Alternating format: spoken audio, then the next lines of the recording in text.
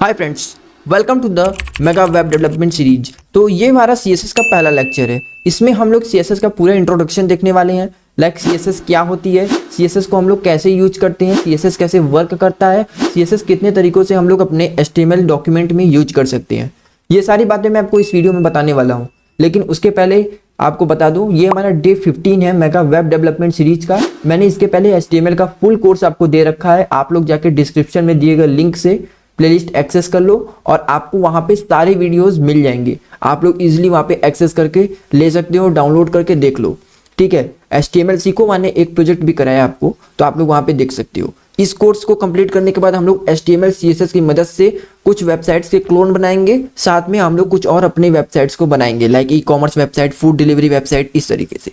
आइए हम लोग CSS के बारे में कुछ चीज़ें हम लोग जान लेते हैं। देखो, CSS एक बहुत इंपॉर्टेंट प्रोग्रामिंग लैंग्वेज हो जाता है, क्योंकि हम लोग CSS को किस तरीके से यूज करते हैं, वेबसाइट में स्टाइलिंग देने के लिए यूज करते हैं। अब देखो, अगर आपकी वेबसाइट प्योर HTML में बनी हुई हो तो इसका कोई लॉजिक नहीं बनता, क्योंकि आप एक तो आपकी वेबसाइट की जो है डिज़ाइन आज के ज़माने में मैटर करती है। अगर आपकी वेबसाइट जितनी अच्छी दिखेगी, भले ही उसमें कुछ फंक्शनलिटीज़ कम हो, भले ही वो बेकार वेबसाइट हो, लेकिन अगर आपकी वेबसाइट की डिज़ाइन बेटर है, इवन क्वालिटी के, तो यूजर के 90% चांस हो जाते हैं कि आपकी वेबसाइट पे वो रुकेगा, और आपके 55% चांस होते हैं कि आपका वेबसाइट जो है रैंक हो जाएगा। क्योंकि अगर एक मैं बहुत लोएस्ट वेबसाइट की बात कर रहा हूँ, जब आपकी एक वेब डिज़ाइन बेटर होती है तो, क्योंकि आज के ज़माने में लोग फ्रंट एंड पे ज़्यादा ध्यान देते हैं, बैक एंड पे कम देते हैं।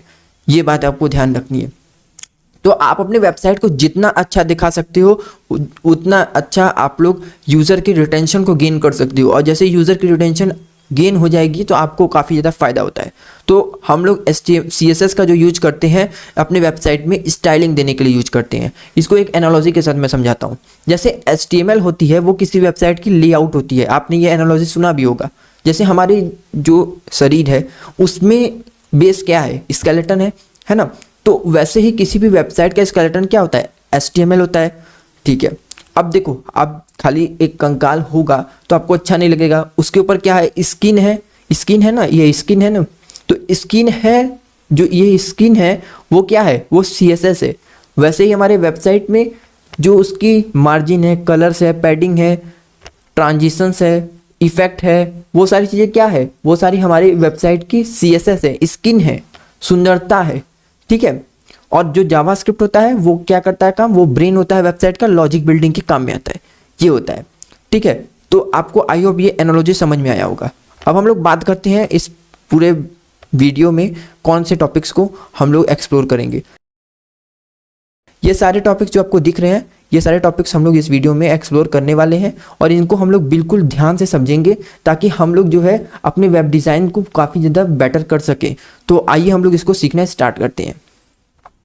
CSS क्या होती है? CSS का मतलब होता है कैस्केडिंग स्टाइल शीट्स। मतलब इसका क्या हुआ, मतलब इसका ये सिंपल हुआ कि आप लोग किसी भी HTML एलिमेंट पे अगर स्टाइलिंग करते हो, जैसे आपने एक हेडिंग टैग लिया, उसमें आपने कोई कलर ऐड कर दिया, कोई बैकग्राउंड कलर को ऐड कर दिया, तो वो क्या होगा, वो CSS होगा। मतलब CSS यही होता है कि हम लोग अपने HTML में बनी हुई वेबसाइट में किसी भी एलिमेंट को टारगेट करके किसी भी एलिमेंट पे स्टाइलिंग को डाल के बनाते हैं, तो वही होती है CSS। ठीक है, मैंने यहाँ पे इसको लिख रखा है, CSS is use to style the website like add colours, margin, padding, transitions, animations, और भी काफ़ी सारे प्रॉपर्टीज़ होती हैं, उनको हम लोग ऐड करते हैं, और इसकी मदद से हम लोग अपने वेब डिज़ाइन को बनाते हैं। ठीक है, अब नेक्स्ट आता है आपका, किसने CSS को बनाया था। अब देखो, इसमें काफ़ी लोग पूछ सकते हैं कि CSS को किसने बनाया था। तो देखो, CSS को बनाया था हॉकन विलियम ली ने 1994 में, लेकिन इसका पहला वर्जन जो आया था वो 1996 में आया था। क्योंकि ये जो 1994 में CSS बन के तो तैयार हो गया था, लेकिन इन 2 साल जो है इसमें कुछ एक्स्ट्रा फंक्शनैलिटी को ऐड करा गया, और 1996 में इसका पहला वर्जन रिलीज़ किया गया था।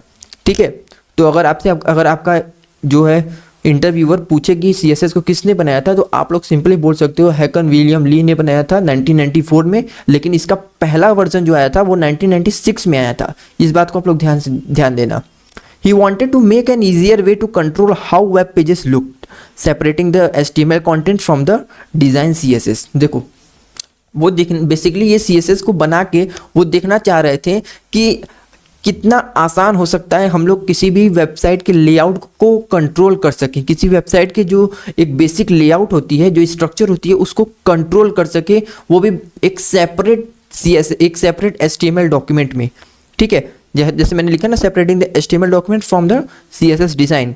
तो देखो, या तो आप एक अलग से फाइल बना के भी CSS को इंटीग्रेट कर सकते हो HTML में, या तो HTML डॉक्यूमेंट में ही CSS के प्रॉपर्टीज़ को इंटीग्रेट कर सकते हो। ये होती है। ठीक, ओके, समझ में आ गया। अब बात आती है कि हम लोग CSS को क्यों सीखें, क्या जरूरत है CSS को। CSS is essential because it controls the layout and design of web page. Simple सी बात है भाई, CSS को इसलिए सीखते हैं ताकि हम अपने वेब डिजाइन को बहुत बेटर कर सकें, बहुत एनहांस कर सकें। अब it allow to responsive design, ये बहुत इंपॉर्टेंट। देखो, ये जब हम लोग अपने वेबसाइट को नहीं चाहेंगे कि हमारा वेबसाइट लैपटॉप में एक अच्छा दिखे और किसी मोबाइल में देखा जाए तो वो बहुत बेकार दिखे, इसलिए हम लोग इसको रिस्पॉन्सिव करते हैं। रिस्पॉन्सिव का मतलब कि ये सभी डिवाइस में एक ही जैसा हो, जैसा हमने बनाया है उसी तरीके से वो उस वेबसाइट को किसी भी डिवाइस में देखा जाए तो वो वैसा ही लगे। ठीक है, इसी को हम लोग रिस्पॉन्सिव डिजाइन कहते हैं। It helps to maintain consistency by reusing styles across multiple web pages. मतलब इसका क्या हुआ, मतलब कि आप लोग जो CSS का कोड है उसको रीयूज कर सकते हो मल्टीपल पेजेस के लिए। जैसे आपने एक वेब पेज बनाया, उसके लिए एक CSS बनाया, लेकिन आप चाहते हो जो CSS के प्रॉपर्टीज है वो सभी वेब पेजेस पे अप्लाई होंगी, बिल्कुल सेम रहेंगी, उसमें कोई चेंजेस नहीं रहेंगी।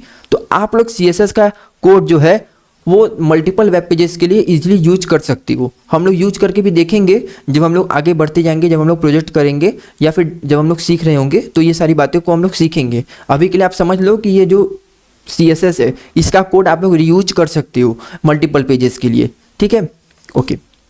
नेक्स्ट आता है आपका कि कितने तरीके होते हैं हम लोग CSS को यूज कर सकते हैं अपने HTML डॉक्यूमेंट में। देखो, 3 तरीके होते हैं।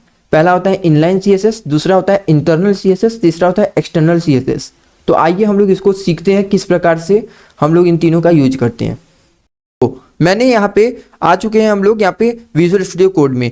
तो मैंने यहाँ पे 2 फाइल्स बनाए हैं, lecture1.html और lecture1.css। मैंने ये 2 फाइल्स बनाए हुए हैं। ठीक है, तो देखो इंटरनल CSS क्या होती है, मैं यहाँ पे लिखता हूँ H1 और H1 लिख के मैं यहाँ पे लिख देता हूँ this is a website, this is a website, मैंने ये लिखा। ठीक है, अब मैं चाहता हूं कि ये जो इसका वेबसाइट का कलर देखो बाय डिफॉल्ट तो ब्लैक आ रहा है, लेकिन मुझे ब्लैक नहीं चाहिए, मुझे रेड चाहिए। तो मैं यहाँ पे क्या करूंगा, यहाँ पे मैं इनलाइन CSS का यूज करूंगा। मतलब कि इसी कोड में मैं जो है अपनी स्टाइलिंग को ऐड करूंगा। कैसे, with the help of style tag. Style tag दिए और आप यहाँ पे कोई भी कलर या बैकग्राउंड कलर ले सकते हो। लाइक मैंने यहाँ पे कलर ले लिया रेड। ठीक है, मैं यहाँ पे कलर ले लिया रेड। तो देखो ये इसका कलर क्या हो गया, रेड हो गया। ये लाइव प्रीव्यू नाम का एक एक्सटेंशन है जिसको आप लोग यहाँ पे इस वाले ऑप्शन पे जाके यहाँ से एक्सटेंशन वाले सेक्शन में डाउनलोड कर सकते हो। सिंपली लिखो कि लाइव प्रीव्यू, यहाँ से डाउनलोड हो जाएगा। ठीक है, तो इस तरीके से आप लोग अपने वेबसाइट में देख सकते हो। अब यहाँ पर देखो मैंने यहाँ पे इनलाइन CSS का यूज करके क्या किया, यहाँ पर स्टाइलिंग को ऐड कर दिया। अब बात आती है इंटरनल CSS की। इंटरनल CSS मतलब कि HTML डॉक्यूमेंट में ही, लेकिन आप लोग यहाँ पर कोई अलग से यहाँ पे किसी एक कोड पे नहीं, यहाँ पे पूरा एक, जैसे आप लोग यहाँ पे पूरे कोड पे एक साथ लगाना चाहते हो स्टाइलिंग, तो यहाँ पे क्या करोगे, सिंपली यहाँ पे लिखोगे स्टाइल, टाइटल के बाद, याद रहे टाइटल के बाद आपको स्टाइलिंग लिखना है, नीचे आना है, फिर यहाँ पे लिखना है H1 लिखोगे और फिर यहाँ पे कर्ली ब्रैकेट देके इसकी जो भी प्रॉपर्टी आपको लगानी है आप यहाँ पे लगा सकते हो। इसे हम लोग क्या कहते हैं, इसे हम लोग इंटरनल CSS कहते हैं। जैसे मैंने यहाँ पे लाइट ग्रे ले लिया, यहाँ पे मैं ले लेता हूँ लाइट ग्रे। देखो इस तरीके से, देखो यहाँ पे अप्लाई होगा कि नहीं। तो इस तरीके से आप लोग भी यहाँ पर इंटरनल CSS का यूज कर सकते हो।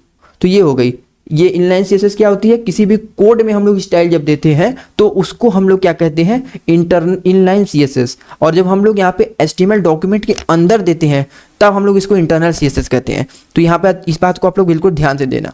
अब यहाँ पे एक्सटर्नल CSS क्या होती है, एक अलग से फाइल बना के इस पे हम लोग अगर CSS की प्रॉपर्टीज का यूज करते हैं तब, जैसे यहाँ पे मैं यहाँ पे एक CSS का प्रॉपर्टी होता है रीसेट करने के लिए काम में आता है। जैसे मार्जिन को यहाँ पे बाय डिफॉल्ट 0 करना है, ये तब हम लोग करते हैं जब हम लोग जानते हैं कि हम लोग को किस तरीके से मार्जिन देना होता है, पैडिंग देना होता है, इस तरीके से। देखो यहाँ पे इसके चेंजेस आ गए कि नहीं, आप लोग देखे होंगे, नहीं देखे हो तो देख लो आप लोग खुद करके, पीछे वीडियो करके। और यहाँ पे मैं यहाँ पे इस तरीके से मैं अपने जो है मार्जिन को 0 कर दिया, पैडिंग को 0 कर दिया, जिससे कि ये इधर उधर नहीं भागेगा। तो इस तरीके से आप लोग भी यहाँ पे एक्सटर्नल CSS का यूज कर सकते हो, बल्कि मैं रिकमेंड भी करता हूँ एक्सटर्नल CSS का यूज करा करो, क्योंकि देखो एक ही डॉक्यूमेंट में अगर यहाँ पे सब चीज़ों का यूज करना स्टार्ट कर दोगे तो आप लोग को यहाँ पे समस्याएं हो सकती हैं कुछ, ठीक है। तो आई होप आपको ये समझ में आया होगा इंटरनल, इनलाइन और एक्सटर्नल CSS। तो आइए हम लोग यहाँ पे नेक्स्ट टॉपिक की तरफ बढ़ते हैं। तो यहाँ पे देखिए, तो नेक्स्ट टॉपिक है हाउ CSS वर्क, CSS कैसे वर्क करता है। मैंने लिखा है CSS work by selecting HTML element and applying style to them. जैसे मैंने अभी क्या किया, मैंने यहाँ पे सिंपली एक H1 टैग बनाया जिसमें मैंने एक heading the this is a website, और मैंने H1 को टारगेट किया, सेलेक्ट किया और उस पर मैंने स्टाइलिंग अप्लाई की। ऐसे ही CSS वर्क करता है। अगर हम लोग किसी भी टैग को HTML में यहाँ पे सेलेक्ट करते हैं और उस पे स्टाइल को अप्लाई करते हैं तो वही होता है CSS। मैंने ये बात बताया था पहले भी, ठीक है। इसी तरीके से CSS की वर्किंग भी होती है। अगर हम आप लोग जैसे एक H1 टैग है, मैंने इसको टारगेट किया तो इस तरीके से हमारा CSS जो है वर्क करता है। ओके, तो इस तरीके से हमारा जो है यहाँ पर CSS का इंट्रोडक्शन पार्ट समाप्त हो चुका है। तो हम लोग लेक्चर 2 में देखेंगे कि किस प्रकार से हम लोग CSS में कुछ और प्रॉपर्टीज़ को ऐड कर सकते हैं और वहाँ पे हम लोग कुछ और बातों को जानेंगे। तब तक आप लोग अगर प्लेलिस्ट को एक्सेस नहीं किए तो वहाँ पे एक्सेस कर लेना। डिस्क्रिप्शन में सारी चीज़ें लिंक मिल गई हैं, और जितने भी आपको नोट्स चाहिए आप लोग मेरे टेलीग्राम ग्रुप पे जाके ज्वाइन कर लो, वहाँ से मैं आपको सारे नोट्स को प्रोवाइड कर दूंगा। तब तक के लिए मैं मिलता हूँ, थैंक्स।